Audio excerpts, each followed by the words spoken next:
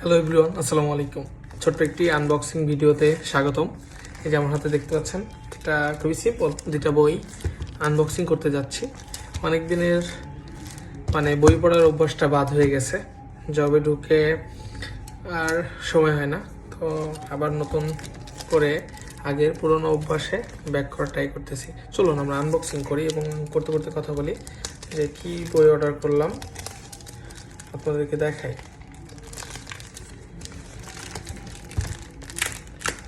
বই সবসময় বই কিনে কেউ ফকির হয় না, শুনি নাই, বা দেউলিয়াও হয়ে যায় নাই।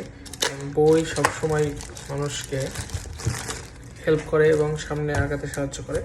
খুবই সিম্পল বই, জানি আপনাদেরও অনেক পছন্দ হবে। এটা হচ্ছে 021, হ্যাঁ,